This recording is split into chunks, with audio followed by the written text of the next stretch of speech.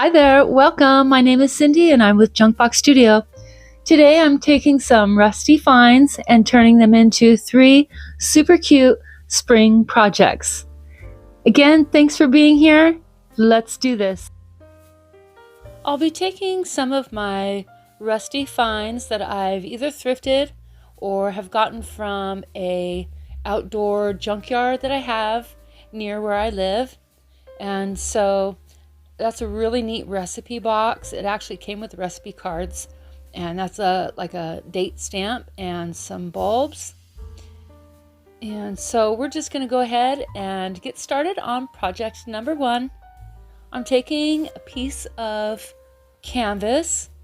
It's a standard sturdy duck canvas that I love to use for my projects because it lends really well to any kind of painting, staining, sanding, distressing. It's really wonderful to use, and it takes hot glue very well. And so I'm just going to cut the bottom there. And what I'll be making here is like a wall hanging, kind of like a flag, I guess. And so normally I do use the coffee stain and water, mixture, but I've opted to go for my folk art in the color coffee bean instead. And that was because, well, mostly time constraints. I didn't want to wait for the canvas to dry. And so with the paint, I can use a dryer and get that done a lot quicker so I can, move forward on the project. And so one of my favorite things to do is just to crumple it up. It's really neat. What it does is it has those peaks and valleys, and then I just take some sandpaper. That's actually like a foot sander. I use it really specifically for my crafts only, and it's really great because it's really sturdy and it's pretty useful. But so when I crumple it up, sand over those wrinkles, and you get a really neat texture. I just love working with canvas and fabric and paint. And so we'll just go ahead and keep sanding until we get it the way that we like it.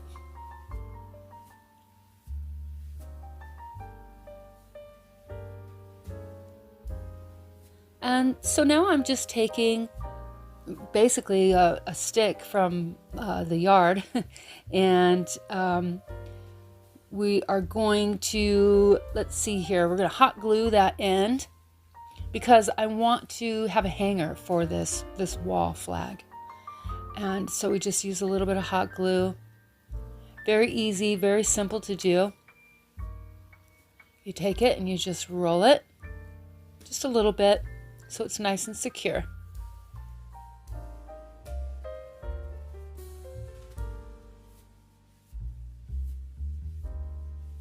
I have this rusty lid. I think it's a lid to something, and I'm going to be using that as my main focal point.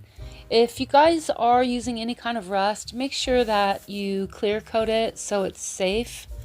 What I end up doing with this one in the end is going over the rusty pieces with Mod Podge as a sealer instead of spraying it, because I didn't want to overspray onto the fabric. And so I'm just taking a simple photocopy of a rabbit family, really adorable, and it just fits in there. And so we get that all traced out and cut.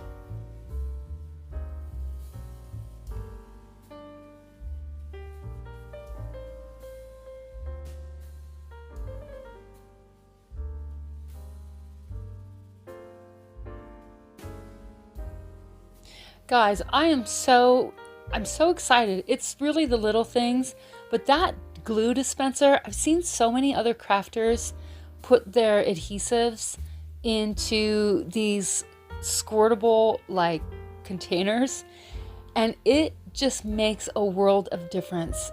I can't believe it. I've got one for Mod Podge, I have one for my Waverly antiquing wax, and then one that just has water in it. And they are a lifesaver. I can put my full bottles back into storage and have these out. They're so great. I'm so excited about it. And so, okay, so we throw that in there. You don't have to get too fussy, just, cut it out, throw it in there. I used to get so fussy about having everything measured perfectly and meeting at the seams exactly, until I learned that you don't have to do it that way. It's rustic. You just throw it in there. Look how adorable that is. On the bottom, you'll see it said a rabbit family, and that was in a really small font. And so, okay, so now this is just printed from the computer, a standard font, and I like to kind of batch these phrases and sayings. And so for each season, I'll just kind of off the top of my head, I'll just throw out all these different, words and phrases that are appropriate for the season and print them out. And that way I'll always have them. And because I don't always like to use stamps. Stamps can be a little sketchy. And so this way it's a little bit more predictable, and I know that it's going to work. So, okay. So we stain that just a little bit, and we get our little Mod Podge on there. Isn't this looking so cute, you guys? This thing is so cute. Sometimes I just do a project that I just can't resist. And so, okay, put that there. I did do Mod Podge on that. It should be fine.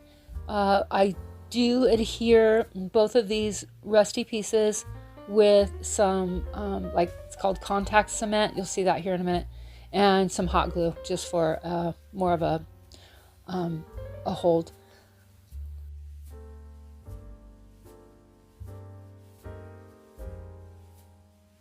And so I finally selected 3 twigs that I like. I wanted to stay in the same color range, and these are kind of like a barnwood gray. Sometimes if you pick out different sticks or twigs, they can be in a totally different color range, but I wanted a cohesive look with this.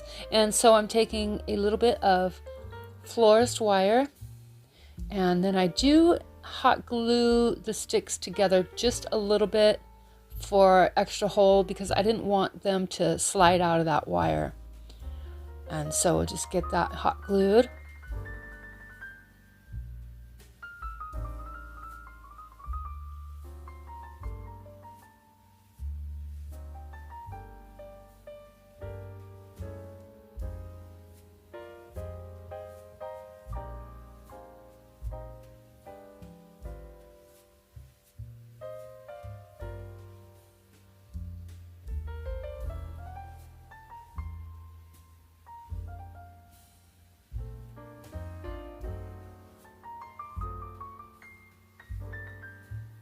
Now I'm just cutting a couple of strips for some ribbon, and then I do end up taking just a small piece to cover up that florist wire. It wasn't totally necessary, but it's just something that I like to do just to keep it clean.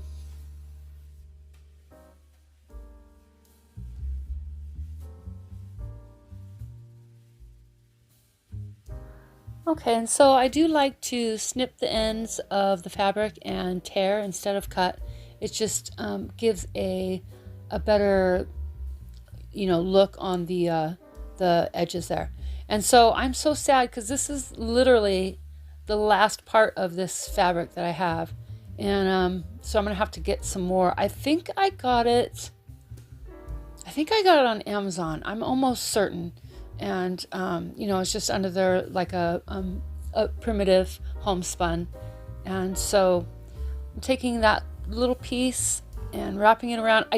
I'm glad I did this, because I noticed when I had it hanging on the wall, and you're standing eye level, you would have been able to see the wire. And so I'm glad that I took that extra step just to cover that up.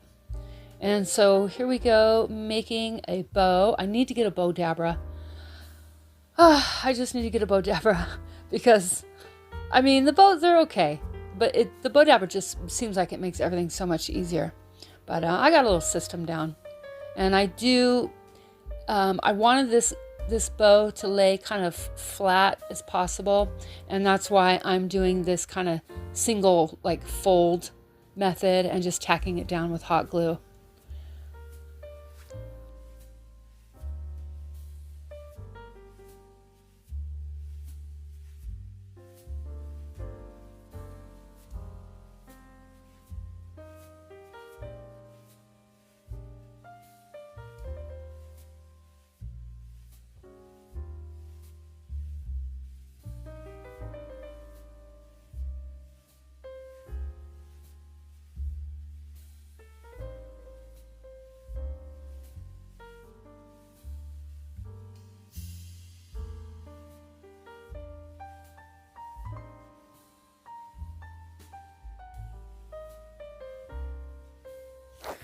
Okay, so I had just taken a little bit more of the florist wire and connected all of those parts, and another small piece just to wrap around and hide that wire.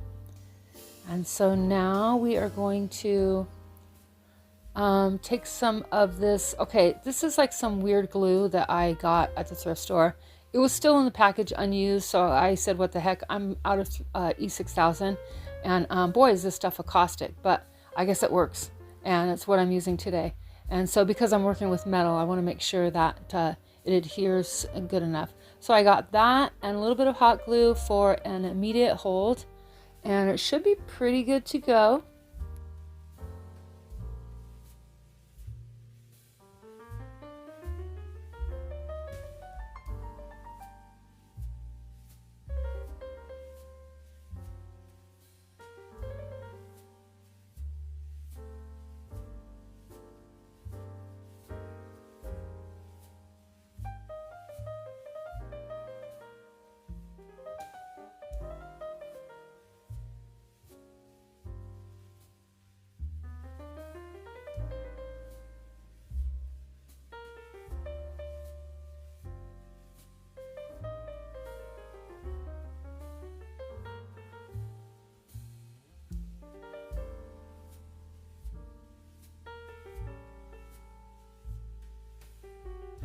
The last step is attaching the bow to the twigs, and oh my gosh, you guys, isn't this just adorable? I want to make another one. Super cute, fast, easy, and I really hope you like it. It's so cute. Okay, so now I'm going to add a hanger, and it's just twine. It's a little bit thicker twine than what you'd find at the dollar store. It's like a medium width twine. And so I'm doing just a really simple, I don't even tie it, no, I just tie it once and then hot glue the ends folded in so they're not hanging down, so it looks clean. And that's all I did with that.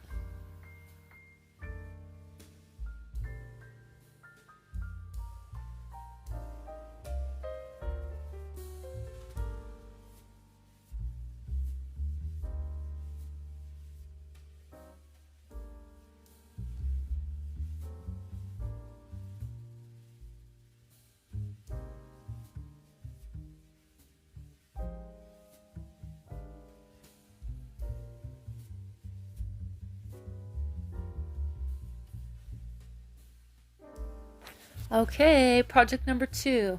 And when I say I make things on the fly, boy, do I just make them on the fly. I had this rusty, well, it looks like a letter E, and that's where I got the idea for this. But I just kind of like really went off the cuff and put this thing together with not a whole lot of planning. I kind of prefer it that way. It comes a little bit more organically. But okay, so I have the E, and now I'm stamping the letter A.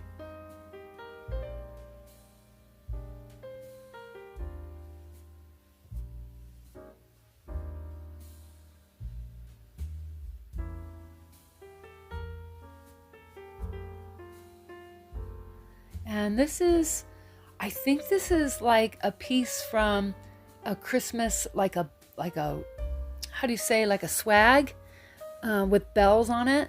And I had saved it, I guess, like we all do. We all save our little bits and pieces. And so I couldn't find anything else for an S. And I thought, well, I can mold this into a letter S, and there you go.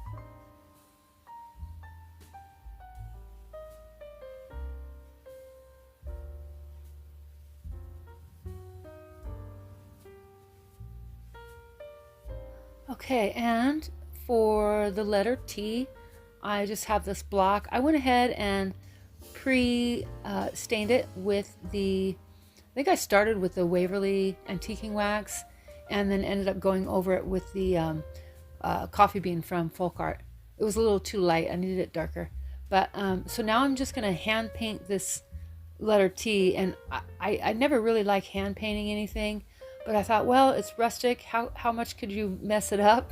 And I could always kind of just sand the parts that I don't like, or just make it look, make it look like I know what I'm doing.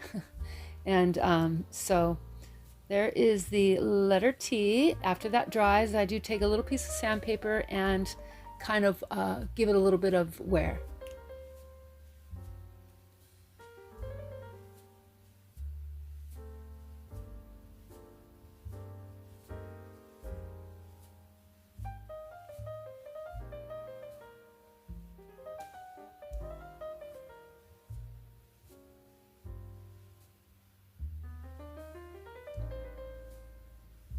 Okay, and another stamp, the letter E. I was going to use popsicle sticks. You know what? I wonder why I changed my mind. Shoot, the popsicle sticks would have been so much cuter. Oh well, that's fine. What's done is done. And so next time. But yeah, so I just stamped that letter E on the lid.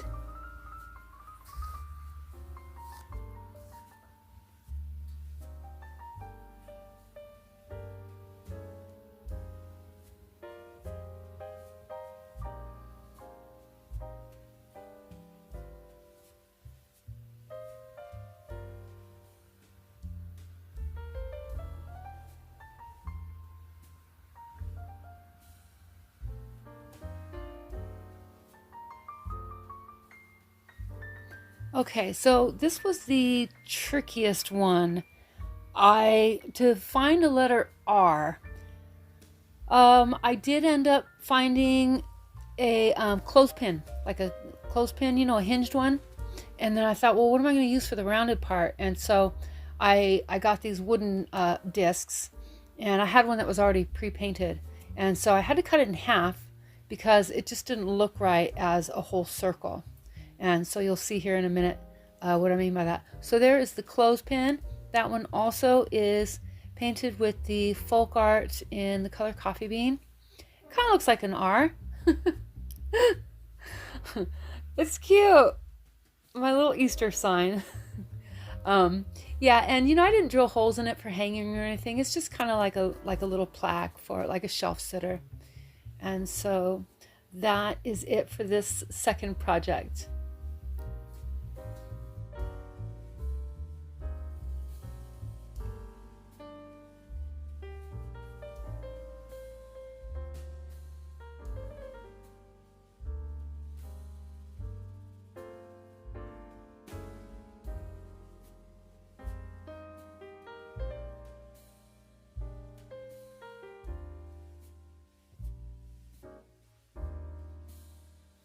For project number 3, this is more of an assemblage piece, and I went ahead and pre-made some cards from a Victorian ephemera, and the black card there says William H. Bork, bookbinder, manufacturer of envelopes and stationery.